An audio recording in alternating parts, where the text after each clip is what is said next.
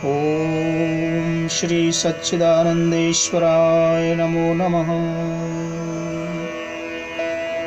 सत्यार्थ प्रकाश भूमिका। जिस समय मैंने यह ग्रंथ सत्यार्थ प्रकाश बनाया था, उस समय और उससे पूर्व संस्कृत भाषण करने, पठन पाठन में संस्कृत ही बोलने और जन्मभूमि की भाषा गुजराती होने के कारण से मुझको इस भाषा का विशेष परिज्ञान न था। इससे भाषा अशुद्ध बन गई थी। अब भाषा बोलने और लिखने का अभ्यास हो गया है, इसलिए इस ग्रंथ को भाषा व्याकरणानुसार शुद्ध करके दूसरी बार छपवाया है। यह ग्रंथ 14 समुल्लास 14 विभागों में रचा गया है। इसमें 10 समुल्लास पूर्वार्ध और 4 उत्तरार्ध में बने हैं, परंतु अंत के 2 समुल्लास और पश्चात स्वसिद्धांत किसी कारण से प्रथम में नहीं छप सके थे, अब वे वही छपवा दिए हैं।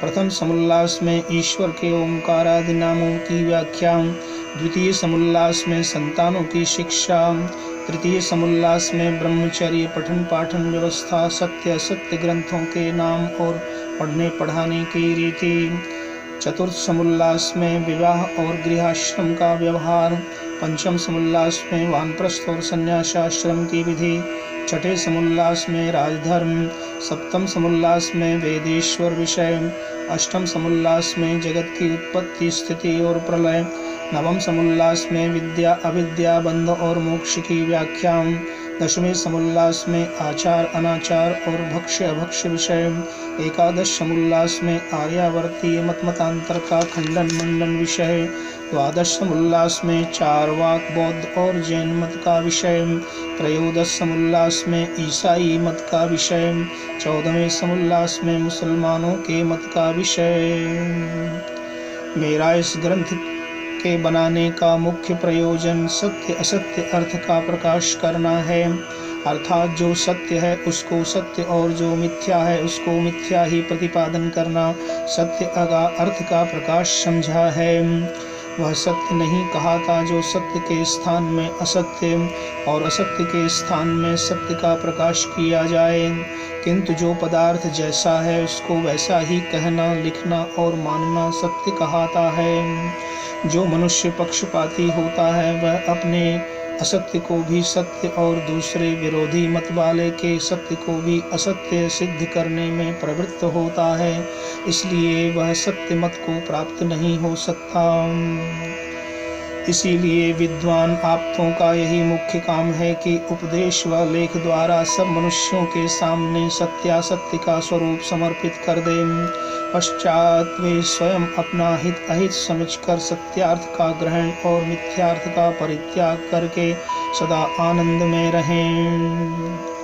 मनुष्य का आत्मा सत्यासत्य का जानने वाला है, तथापि अपने प्रयोजन को सिद्धि हठ दुराग्रह और अविद्यादि दोषों से सत्य को छोड़कर असत्य में झुक जाता है। परंतु इस ग्रंथ में ऐसी कोई बात नहीं रखी है और न किसी का मन दुखाना व किसी की हानि पर तात्पर्य है, किंतु जिससे मनुष्य जाति की उन्नति और उपकार हो। सत्य असत्य को मनुष्य लोग जानकर सत्य का ग्रहण और सत्य का परित्याग करें, क्योंकि सत्य उपदेश के बिना अन्य कोई भी मनुष्य जाति की उन्नति का कारण नहीं है। इस ग्रंथ में जो कहीं कहीं भूल चूक से अथवा शोधने छापने में भूल चूक रह जाए, उसको जानने जनाने पर जैसा वो सत्य होगा वैसा ही कर दिया जाएगा, और जो कोई पक्षपात से अन्यथा शंका खंडन व मंडन करेगा उस पर ध्यान न दिया जाएगा। हाँ, जो वह मनुष्य मात्र का हितैषी होकर कुछ जनावेगा उसको सत्य सत्य समझने पर उसका मत संग्रहित होगा। यद्यपि आजकल बहुत से विद्वान प्रत्येक मतों में हैं, वे पक्षपात छोड़कर सर्वतंत्र सिद्धांत अर्थात जो बातें सबके अनुकूल सब में सत्य हैं उनका ग्रहण, और जो एक दूसरे के विरुद्ध बातें हैं उनका त्याग कर परस्पर प्रीति से बर्तावें तो जगत का पूर्ण हित होवे। क्योंकि विद्वानों के विरोध से अविद्वानों में विरोध बढ़कर अनेक विध दुख की वृद्धि और सुख की हानि होती है। इस हानि ने जो कि स्वार्थी मनुष्यों को प्रिय है, सब मनुष्यों को दुख सागर में डुबो दिया है। इनमें से जो कोई सार्वजनिक हित लक्ष्य में धर प्रवृत्त होता है, उससे स्वार्थी लोग विरोध करने में तत्पर होकर अनेक प्रकार विघ्न करते हैं। परंतु सत्यमेव जयति नानृतं सत्येन पंथा विततो देवयानहम्। अर्थात सर्वदा सत्य का विजय और असत्य का पराजय, और सत्य से ही विद्वानों का मार्ग विस्तृत होता है। इस दृढ़ निश्चय के अवलंबन से आप्त लोग परोपकार करने से उदासीन होकर कभी सत्यार्थ प्रकाश करने से नहीं हटते। यद्यपि मैं आर्यावर्त देश में उत्पन्न हुआ और बसता हूँ, तथापि जैसे इस देश के मतांतरों की झूठी बातों का पक्षपात न कर यथा तथ्य प्रकाश करता हूँ, वैसे ही दूसरे देशस्थ व मत वालों के साथ बरतता हूँ। जैसा स्वदेश वालों के साथ मनुष्य उन्नति के विषय में बरतता हूँ, वैसा विदेशियों के साथ भी तथा सब सज्जनों को भी बरतना योग्य है। क्योंकि मैं जो किसी एक का पक्षपाती होता, तो जैसे आजकल के स्वमत की स्तुति मंडन और प्रचार करते और दूसरे मत की निंदा हानि और बंद करने में तत्पर होते हैं, वैसे मैं भी होता। परंतु ऐसी बातें मनुष्यपन से बाहर हैं। क्योंकि जैसे मनुष्य पशु बलवान होकर निर्बलों को दुख देते और मार भी डालते हैं, जब मनुष्य शरीर पाकर वैसा ही कर्म करते हैं, तो वे मनुष्य स्वभाव युक्त नहीं किंतु पशुवत हैं। और जो बलवान होकर निर्बलों की रक्षा करता है, वही मनुष्य कहता है। और जो स्वार्थवश होकर पर हानि मात्र करता रहता है, वह जानो पशुओं का भी बड़ा भाई है।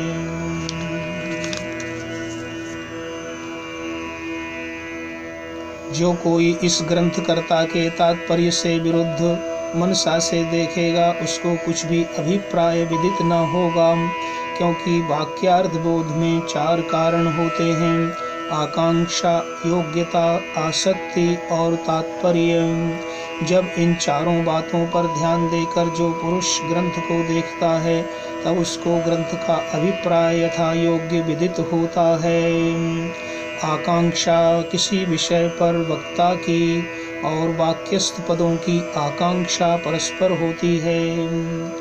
योग्यता वह कहती है कि जिससे जो हो सके, जैसे जल से सींचना। आसक्ति जिस पद के साथ जिसका संबंध हो, उसी से उसी के समीप उस पद का बोलना और लिखना।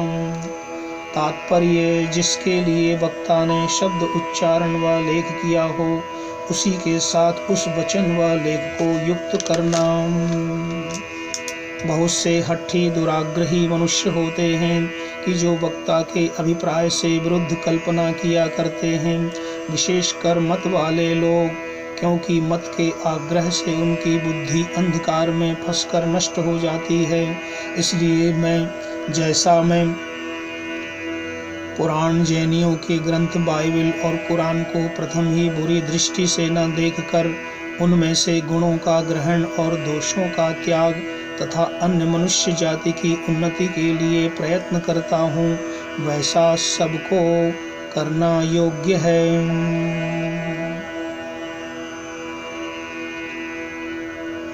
इन मतों के थोड़े थोड़े ही दोष प्रकाशित किए हैं, जिनको देखकर मनुष्य लोग सत्य असत्य का निर्णय कर सकें और सत्य का ग्रहण और असत्य का त्याग कराने में समर्थ होवें।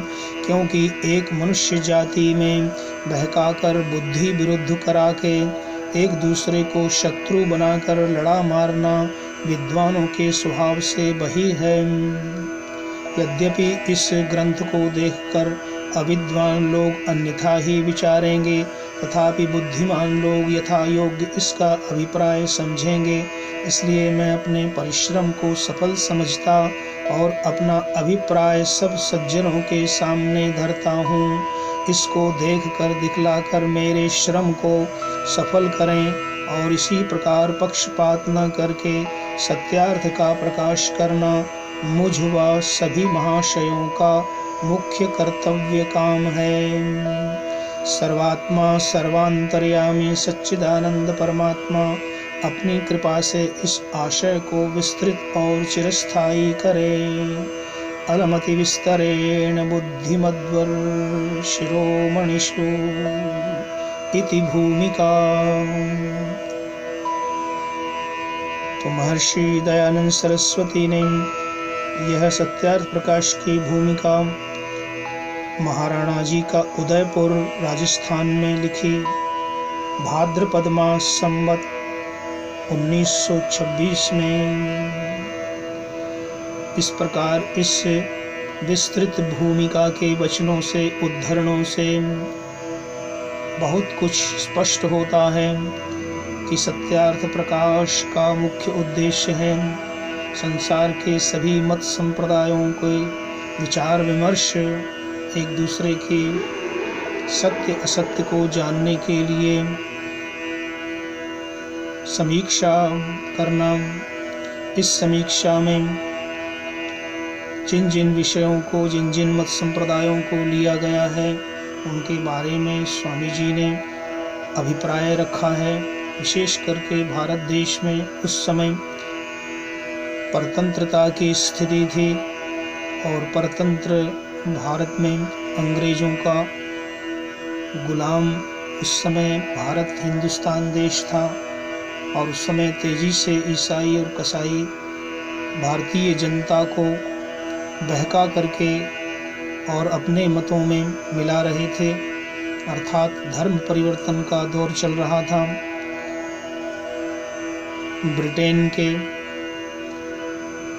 हजारों ईसाइयों ने संस्कृत भाषा को सीख करके और भारतवर्ष की सभी बातों को जानकर और वहाँ के समाज की कमजोरियों को जानकर, परस्पर विरोधाभास को जानकर और हजारों वर्षों की परतंत्रता के युग में जो हीनता उत्पन्न हुई थी मुगल काल में, उस सब का फायदा लाभ उठा करके और भारतीय जनमानस को ईसाई धर्म में, ईसाई मत में दीक्षित करने के लिए जो षड्यंत्र रचाया गया था, साजिश की गई थी, उसके तहत अनेक पादरियों ने भारत जाकर के संस्कृत भाषा का अध्ययन किया और घूम घूम करके सभी समाज का, सभी देश की संरचना का ज्ञान प्राप्त करके आदिवासी क्षेत्रों के अंदर अपने कैंप लगाए और स्कूल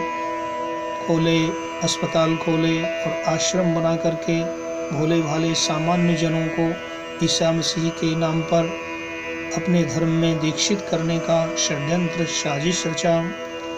एक और इसी के साथ ही कसाई अर्थात मुस्लिम इस्लाम के अनुयायी लोग 1000 वर्ष से भारत देश के अंदर तलवार बजा रहे थे और अंग्रेज़ों से पहले नियमित रूप से 1 वर्ष के अंदर लाखों करोड़ों की संख्या में हिंदू मतावलंबियों को, जिसके अंदर सनातन धर्मी, वैदिक धर्मी, जैनी, बौद्ध, सिख, इन सब के ऊपर भयानक अत्याचार करते हुए इस्लाम की दीक्षा दे रहे थे, उस सब के विरोध में भी, उस सब के प्रतिस्पर्धा में, उस सब के रिएक्शन में भी महर्षि दयानंद सरस्वती ने वर्तमान भारत में उस समय प्रचलित इन सभी मत संप्रदायों का विवरण, समीक्षा और खंडन मंडन इस महाग्रंथ सत्यार्थ प्रकाश में किया है कि जिससे भारतीय जनता स्वयं अपने और पराये सभी संसार के उन प्रचलित मतों की कमजोरियों को जान सकें और सत्य को उसमें ग्रहण कर सकें, झूठ का परित्याग कर सकें और समस्त भारत की जनता जिस प्रकार गुलामी से पहले कसाईयों, आतंकवादियों, मुसलमानों से पहले, मुगलों से पहले, हमलावरों से पहले जिस प्रकार एक थे और अंग्रेज़ों से पूर्व जिस प्रकार से एकजुट होकर के रहते थे और बृहत्तर भारत के अंदर बहुत बड़ा चक्रवर्ती साम्राज्य चलता था, यहाँ का आदर्श सारे संसार के अंदर प्रसिद्ध था और भारत विश्व गुरु के रूप में जाना जाता था, सोने की चिड़िया कहा जाता था। जहाँ पर ज्ञान विज्ञान कला कौशल सब प्रकार से समृद्ध भारत था, उस पूर्व भारत आर्यावर्त के गौरव को जागृत करने के लिए ही महर्षि दयानंद सरस्वती ने ये प्रयास किया कि सत्यार्थ प्रकाश के माध्यम से जो भारतीय संस्कृति पर कुठाराघात हो रहा था और उसमें आई विकृतियों को जो फायदा उठा करके लोग भारतीय धर्म का उपहास कर रहे थे, उसके प्रति उन्होंने सनातन वैदिक धर्म की दुंदुभी बजाई और सनातन वैदिक प्राचीन तत्वों को, जिनके आधार पर भारतीय सनातन धर्म प्रचलित है, सभी संप्रदाय जिससे निकले हैं, उस सनातन शाश्वत वैदिक धर्म को वेदों के द्वारा, प्राचीन ग्रंथों के द्वारा, वैदिक वाङ्मय के द्वारा उन्होंने प्रतिपादित करके सत्य धर्म का सबके सामने प्रचार किया। उस सत्य को जानने के लिए सत्यार्थ प्रकाश इस ग्रंथ को अवश्य पढ़ना चाहिए। वर्तमान समय में यह ग्रंथ अनेक भाषाओं में उपलब्ध है और तेजी से इस ग्रंथ की आवश्यकता अनुभव की जा रही है। सभी लोगों से निवेदन है कि इसके मूल में जो महर्षि दयानंद ने भूमिका में जो अपने विचार रखे हैं, उनको हृदयंगम करके, उनको जान करके ही सत्यार्थ प्रकाश का अध्ययन करें। इसका मुख्य तात्पर्य यह है कि शाश्वत सनातन जो वैदिक सार्वकालिक जो धर्म है, जिसको मानव धर्म कहते हैं, उस मानव धर्म जो सत्य पर आधारित है, सत्य परमात्मा का नाम भी है, सत्यमेव जयते नानृतम, सच्चिदानंद घन परमात्मा के द्वारा दिया हुआ मनुष्य मात्र को जो कल्याण के लिए, भलाई के लिए जो उपदेश है, धर्म सिद्धांत हैं, उनका पालन ही सत्य कहलाता है, जिससे मनुष्य मात्र का कल्याण हो। मनुर्भव जनया दैव्यम जन्म, मनुष्य बन करके दिव्य जन्म को प्राप्त